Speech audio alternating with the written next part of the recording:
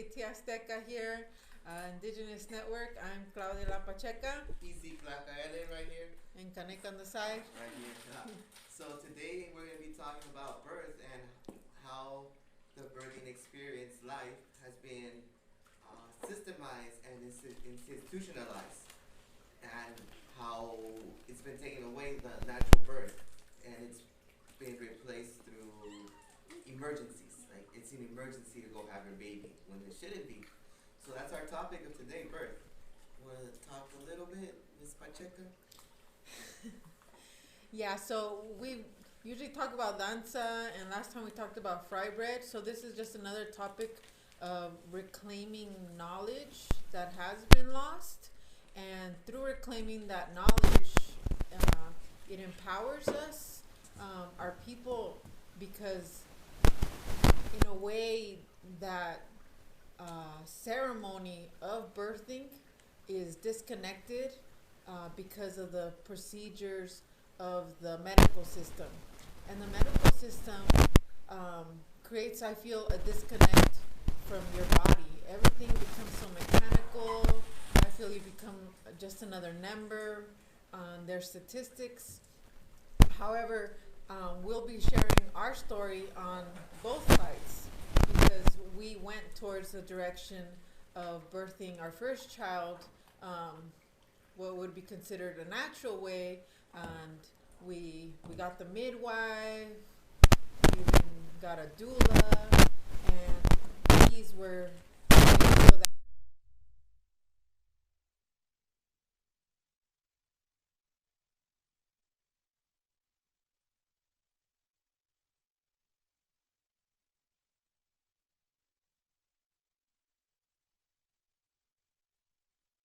and not being told everything that is getting done, like all the blood work that's getting done, what's it for, getting the papers to sign if I don't want to get it done after it was already done. Whereas with the midwife or with the doula, it's more of explaining of what is going on and what is going on with the body in the process of the child, the fetus growing into the baby. Developing.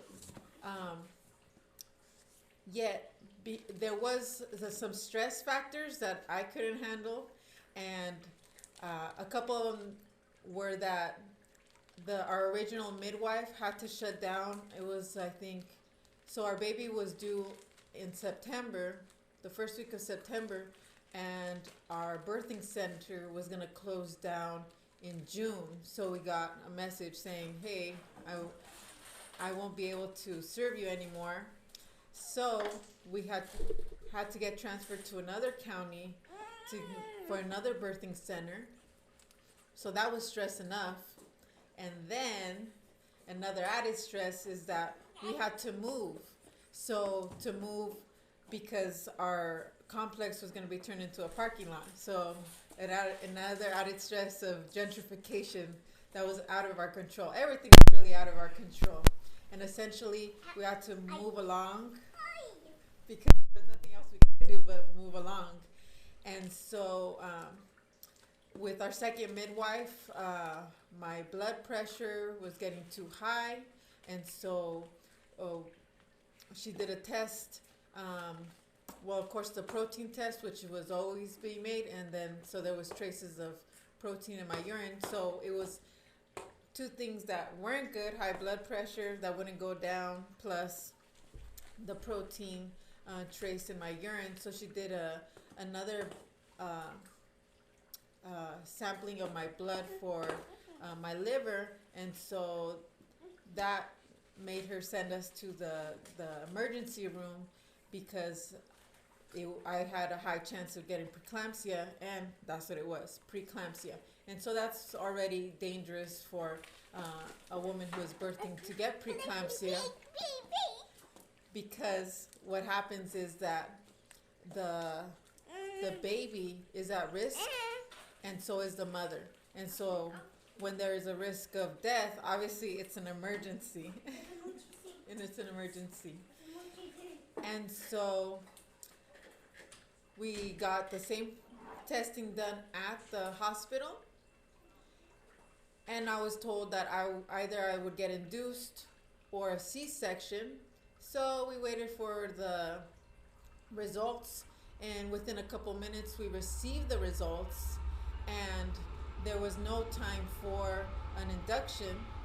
Instead, it was straight into a cesarean section, and so within 45 minutes from getting into the hospital bed, I was already had my child already birthed. And it was interesting because the nurses had told me that most um, people who have birthing plans, which is what we had, resist everything that is happening to them if their birthing plans don't happen. They don't want this, they don't want that. But I've learned that you have to go with the flow of things. And so, if the doctor says I need a C-section because I have preeclampsia, there's nothing I could do about it, right? There's no point in fighting it. And so part of our birthing plan was that we were gonna, my husband was gonna be singing some indigenous songs. We had a list already made of what songs he was gonna sing. But essentially, right from the point of the C-section when we were both in there, and fortunately he was able to be in there, and I think we only sang one verse of the deer song. Yeah, it was fast. Everything happened so course. fast, and that's what I say. It's systemized where you have to listen to what they say. There's no room to express yourself what you want your birth to be. It's like the hospital is a matter of life and death. We know that, and that's why they just need it done quick. No answers. No questions. Just sign paper and let's get it over with. Well, I did question it, but they were like, nope. But one of the things we did do different is that with our first child, we didn't want to know his gender because we still wanted that bonded. That sacredness between our child and us, knowing that we're gonna welcome a baby, but we don't know if it was a boy or girl. And the reason we did it like that because countless things with the radiation and all that stuff, but more of keeping our tradition alive by waiting to see what we were going to be gifted with, Yeah, and we were relying on dreams too, what we assumed. A lot of dreams, yeah. So we would have dreams that the baby was going to be a boy, and he came out to be a boy. But what's funny is that the doctor, when the baby did come out, said that, oh, that's a lot of hair, instead of saying, oh, it's a he or a she. So yeah, that we wanted to keep natural as possible sacredness, because when at least in the indigenous times with the Mexica, when a boy was born or a baby girl was born, there was a recital that the midwife was saying, the birther, to the baby or to the baby, to welcome the baby to this world. If it was a boy, it will say, young jaguar, eagle warrior, you're here to protect the nation. But if it was a woman, it'll say, you're here to create life. And it's beautiful. Instead of today, what do? I don't know, just like smack the baby to make sure it's crying, to make sure it's well. But instead of welcoming it with the nice gestures, the babies are learning as soon as they get out. And that's what they're going to be learning, like, oh, I'm coming into a world of fast pace. Everything needs to be done. Or coming into a world where, it's calm, it's just a calm world. Right. Unlike in the hospital setting, obviously it's a lot of commotion, a lot of light, and yeah, a lot of light. You can't even sleep. Well, that's for a reason. Yeah. It is a hospital, and just being grateful that that I was in a situation where the midwife was able to send us to the emergency room when she got the results, And unlike uh, uh, many women, where women who do get preeclampsia aren't detected right away, and that results to death. And that happens too often. And many of the times that happens because the woman is considered to, like, the doctors don't believe that the woman has These pains, these. these symptoms. Mm-hmm. They're just saying like, oh, they're hysterical. Yeah, they're hysterical or they're just complaining. She can handle the pain. Yeah. However, women do have the power to handle pain more than men. Yet we have to understand that there are circumstances that are outside our forces that we do need to get into the the hospital. Yeah. And it may be scary sometimes. And you know what? I think sometimes hospitals do embed a level of fear. I've heard other stories where women um, are are embedded that fear to get the shot so that you don't feel the pain. But in itself, that pain is a form of ceremony, and in some cases where women say that it's an orgasmic effect from birthing. So there's different perspectives depending how you're even coming into it. And also, if you've had some type of trauma um, that you haven't dealt with growing up, and then you're birthing, those things will come up as well. So then it's very important that you work through what it is that you may have traumas coming into that birthing ceremony. And your birthing ceremony might be what's considered a vaginal, natural one, or your birthing ceremony could be a cesarean section. And the people who are going to surround you are also going to may trigger something in your head to to those traumas that you've had. So it's important to, I feel, to have a circle of people of support. Maybe they can't be all there at the hospital, but even after the um, postpartum period, during the postpartum period, right after you have the child. Poquito más. Yeah. And Más, what más happens cookies.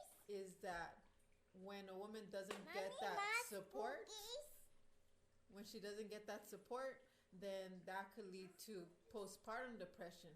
And that postpartum depression could actually, sadly, could lead to suicide and death to the child, because the woman gets a psychosis and she starts imagining things and starts imagining, hurting the child. So in those cases, it's important to go seek professional care with your medical provider or getting a counselor, psychologist. But it's just essential for a woman to know that she has access to those resources and not feel ashamed, because it's better for her own health and her baby's health to get help as soon as possible, instead of being felt that she's ashamed of getting those resources. And so the the doula and the midwife are part of that support group. And fortunately, the nurses where I was at the hospital in Riverside, were very supportive, and I think I felt very loving in the way that they took care of me. So I personally don't feel I had a traumatic experience in my birth, even though it was a cesarean, because I was just going with the flow of things. And so I think my hardest part with my birth was actually feeding my child, trying to breastfeed, because that's so tough. And there's nothing really to prepare you if you've never breastfed before. You could read as many books as possible about it, or hear all these stories of how it's done. But essentially, whatever advice you get, when it's happening, that's when you're gonna have to figure out how to deal with it. With our situation, I was told that I wasn't producing enough milk and that our child was falling asleep, and so he wasn't getting enough, and he ended up getting jaundice. And so even the stress factor of not having our own space after the birth created a lot of stress where I felt that was making me produce less milk. And then the battle of, okay, so I never wanted to use formula, but then I have to use formula. And so just the battle of that inside my head of feeling ashamed of, I can't produce milk for my child, so I have to give them this man-made drink, right? And so that illusion has to strip away of the necessity of what is essential for my child. And fortunately for me, I didn't give up. I didn't want to give up, so I did both formula and continue to breastfeed. And so with the stimulation, I was able to do both. And towards, I think, after maybe 4 months, we were able to step away from the formula. And what I also learned is that the hospital, I feel, trains a woman to use the breast pump so that she could automatically, get ready to go to work and to just learn how to pump. But then I realized, wow, it's just so much easier just to have the baby latched on. It's so much less stress to have the baby latched on, because it was just so much work having to wake up every 2 hours or hour and a half to breastfeed, and then it was to pump, and then you're falling asleep while pumping. and then I think we would take turns. Then he would bottle feed the baby with my breast milk, and then that whole cycle is just so tiring and stressing, more stress, that it's like, it's just easier just to latch on the baby. And taking the precautions of doing that, of trying not to fall asleep, because even that could be dangerous, right? If you're falling asleep and you don't want your baby to fall out of your arms. And I think the nurse woke me up once because I fell asleep while I was breastfeeding. So our journey of reclaiming birthing as a ceremony is a process that we are still enjoying on how to care for our child, and also going against the what would you say, like, some people are against, well, specifically family members who don't like that I'm still breastfeed him, and it's more like a snack now. I don't think he depends on all his nutrients off of my breast milk. However, I think that the stimulation of it is going to help me personally for the next birth. Mm-hmm. Mayahuel? Yeah. So yeah, and just to touch up really quick on the birth is that coming from my experience, really quick about it, that I wanted more like a natural birth, and I wanted to see the baby birth and all that. But then we live in the 21st century, so we gotta adjust to these 21st century ways, to the Western ways. Not that much, but enough to survive, enough to live in this Western way that we've been living in. So just by keeping certain elements sacred and true to yourself, like us not wanting to know the gender because we wanted to have that surprise, but yet at the same time having to do the cesarean, is accepting these Western ways, but learn how to accept what works and what doesn't work. That old saying is learn how to read between the lines. Yeah. And one of the journey of bringing back our history, bringing back the way our people did our traditional ways as birthing has been a journey, because you don't learn this in books, how a lot of old traditions did their ways.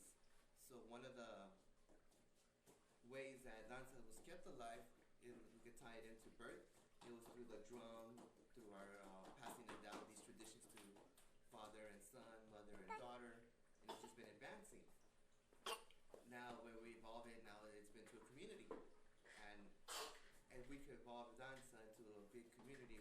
back our birth, our traditions, and our cultures. So yeah, with that we're going to be doing a danza, Mayahuel. Want to explain a little what this danza is? Okay, so we're dedicating this segment to the danza de Mayahuel, and Mayahuel represents the maguey plant. Maguey, that's where the pulque comes from. So if you don't know what the maguey plant is or pulque, it kind of looks like the agave plant, and the agave plant gives tequila. So pulque is also an alcoholic drink, and not only did the ancestors use that alcoholic drink as a medicine, which was used by the elders, but also their thorns were used for ceremony use, as well as the pencas, the the leaves, or I think you're calling them the leaves, right? Yeah, The leaves, they would be dried out and used for weaving. And the image of Mayahuel, are we able to get that? No. No, okay. So if you see an image of Mayahuel, and bring it next time, is that her arms are like this, and her position is in a squat position, and her front part is fully exposed, and she represents, the nurturing she gives, because all of it is that is her. She provides freely, and so this danza is once again Mayahuel. Right, let's do this. ¿Vas a danzar también? No, yo también. I see picture in IKEA. I see picture in IKEA.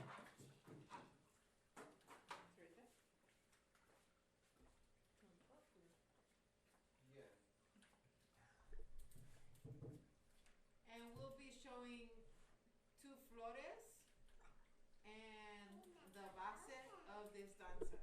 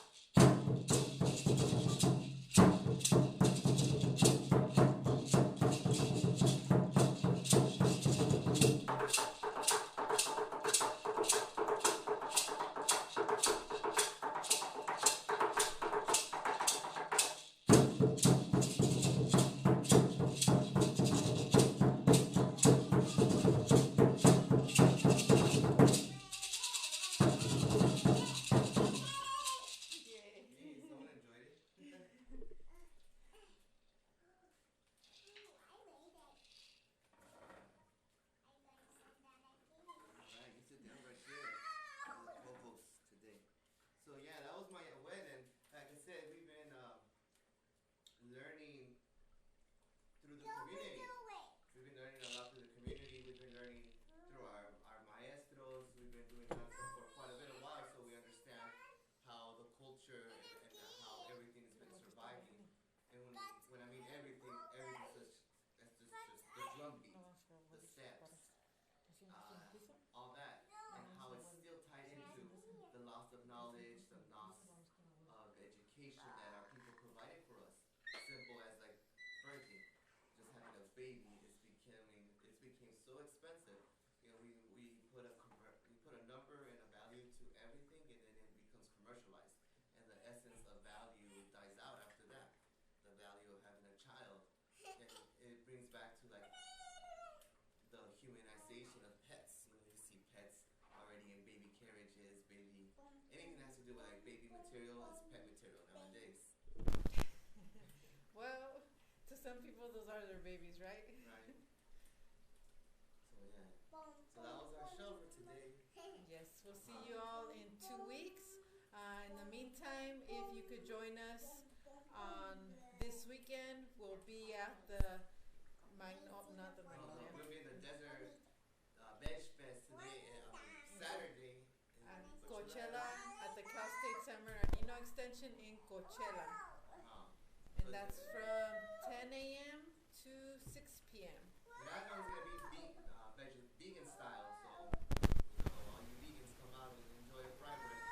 All you vegans or non-vegans, if you just want to enjoy some good vegan food, there'll be a lot of food vendors, speakers about eating healthy through a vegan lifestyle, as well as musical performers. And it should be very good weather. I know it's supposed to be rainy in the IE, but over there, 20% chance, 80 degrees. So if you want to get out of the rain and enjoy some good food, entertainment, go out there, Cal State San Bernardino Extension in Coachella.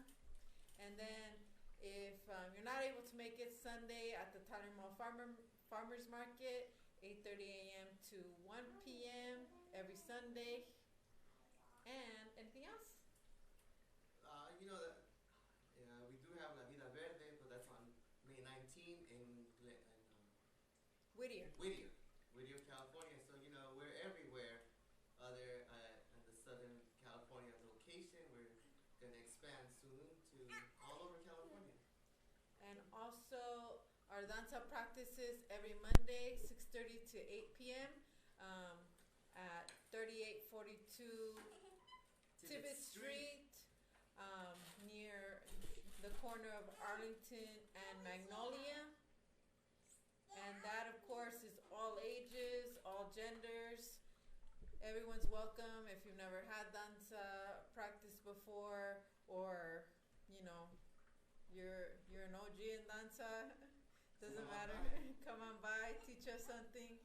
And remember that we're always learning, so we like learning with other folks, and we're open-minded to other cultures who want to work with us, learn with us, and with our danza, always keeping it sacred by respecting the children and coming in a good way to the space, which is again Corazon Counseling, a holistic way of therapy and counseling. There's also yoga classes there and family therapy, as well as art therapy and therapy for people with anxiety. And also it's maternal mental health. So take care of your moms. Besides it being Mother's Day, taking care of yourselves, and you can only help others unless you take care of yourself. Yeah. And live as much as you can. It's a mistake not to. So yeah, catch us next 2 weeks from now. And have fun. Have a great weekend. Bye-bye.